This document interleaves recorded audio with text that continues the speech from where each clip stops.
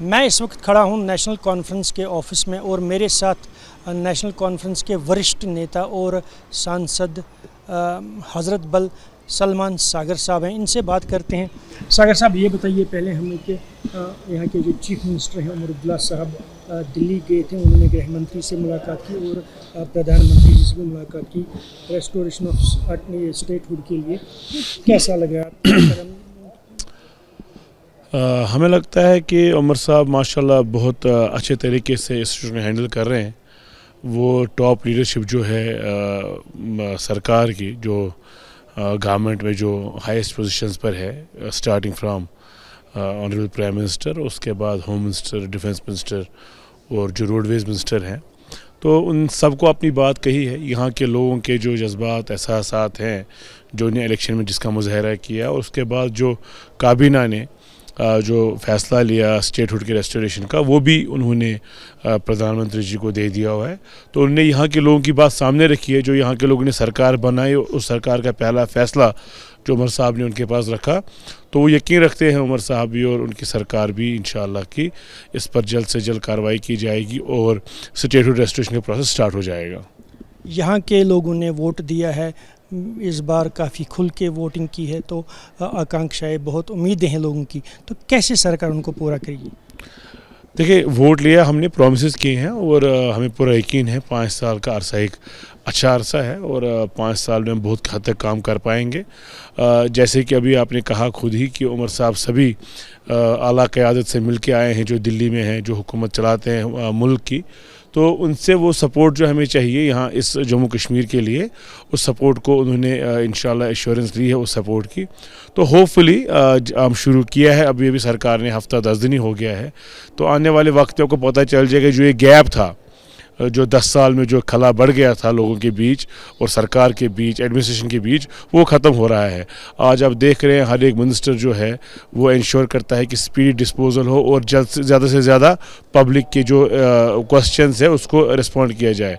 तो बाकी यहाँ इम्पोर्टेंट इशूज़ है, बिजली है, पानी है, सड़क है, ये चीज़ें हैं। पानी का बहुत शॉर्टेज है, बिजली के इशूज़ हैं। उमर साहब ने इसकी ऑलरेडी एक मीटिंग ली है बिजली के बारे में कि विंटर अप्रोच कर रहे हैं।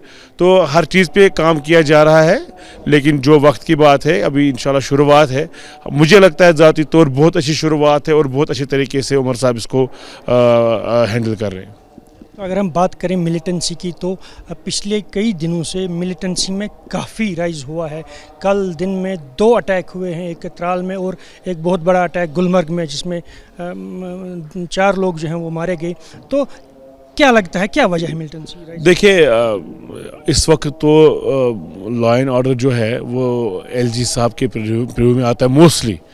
तो ऑनरेबल चीफ मिनिस्टर को कंडेम भी किया है बहुत, और वो अपनी तरीके से इस चीज़ को हैंडल भी कर रहे हैं। वो दिल्ली गए थे अभी, उन्होंने वहाँ भी बात की सिक्योरिटी, स्टेट की सिक्योरिटी को लेके।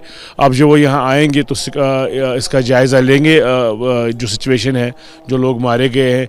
ये बहुत बड़ा हीनियस एक्ट है, बड़ा कंडेमेबल एक्ट है जिसने भी किया है। तो उनको हमेशा ये लगता है कि इससे वो कुछ जीत पाएंगे, लेकिन इससे कभी कुछ हासिल नहीं हुआ है। 35 साल से बर्बादी तबाही हो रही है, हासिल कुछ नहीं हुआ है और आगे भी नहीं होगा। तो उमर साहब इस पे कोशिश कर रहे हैं। तो होपफुली इंशाल्लाह एलजी एडमिनिस्ट्रेशन के साथ भी जो वो डिपार्टमेंट्स देखते हैं, होम वगैरह, तो उस पर इंशाल्लाह मुझे पूरा यकीन है कि वो, जैसे उन्होंने कहा भी है कि हम सरकार से पूरा कोऑपरेट करेंगे, तो होपफुली इसमें भी कमी आ जाएगी। कुछ देर ये हुआ है, पिछले 2-4 अटैक्स हो गए, लेकिन इंशाल्लाह आने वाले टाइम में हम कोशिश करेंगे ये सब ना हो। आखिरी सवाल, विंटर आने वाला है और हायर रीचेस पे स्नोफॉल भी हुआ है। ये एक अच्छा टाइम होता है इन्फिल्ट्रेशन करने का, इन्फिल्ट्रेशन बिड्स भी हुए हैं। आपको लगता है कि बॉर्डर्स को ज़्यादा टाइट करना चाहिए, और क्या ये कहीं सिक्योरिटी की जो चूक है, जो हमले हो रहे हैं इतने? हम तो पीस चाहते हैं कश्मीर में, जम्मू कश्मीर में पीस चाहते हैं। जम्मू के कुछ रीजन्स में इंस्टेबिलिटी है, पूंछ राजौरी और बाकी जगहों पे, उधमपुर में बहुत से अटैक्स हुए हैं पिछले, अगर थोड़ा पीछे जाए हम तो कश्मीर में अभी हमने गगनगिरी देखा, गांदरबल देखा, त्राल में देखा, और भी परसों कुछ दिन पहले अनंतनाग डिस्ट्रिक्ट में भी एक मारा गया बंदा। तो हम चाहेंगे कि ये सारा ठीक हो। इस पर MHA का अपना डायरेक्ट कंट्रोल रहता है, आज की डेट में UT है।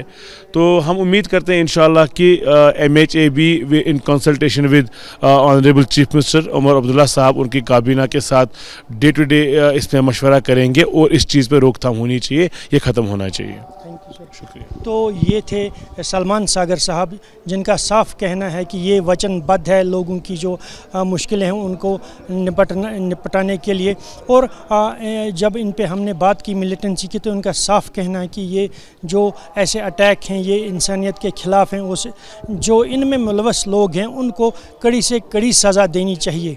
तो ये आपको बता दें कि जो कल यहाँ पे हमला हुआ, जो दिन में 2 हमले हुए, एक त्राल में हमला हुआ और दूसरा गुलमर्ग में हमला हुआ, जिसमें 2 आर्मी के जवान शहीद हुए और 2 जो हैं लोकल पोर्टर्स वो भी उसमें मारे गए, और 2 जवान और एक लोकल पोर्टर जो है अभी हॉस्पिटल में हैं, वो इंजर्ड हुए थे इस हमले में। तो साफ जाहिर है कि हर किसी पॉलिटिकल शख्सियत, हर किसी पॉलिटिकल लीडर की तरफ से इस घटना की निंदा की जा रही है, जिसमें lieutenant governor Manoj Sinha, chief minister Omar Abdullah या महबूबा मुफ्ती, सबों ने इस ऐसी घटनाओं को कंडेम किया है और सिक्योरिटी फोर्सेस को लेफ्टिनेंट गवर्नर और उमर अब्दुल्ला की तरफ से जो हिदायत दी गई है कि ऐसे अनासिर को ढूंढ के इनको ख़त्म किया जाए। Mohammad Younis, news nation, Srinagar. News nation अब व्हाट्सएप पर खबरों के ताज़ा अपडेट के लिए न्यूज़ नेशन के इस QR कोड को स्कैन करें।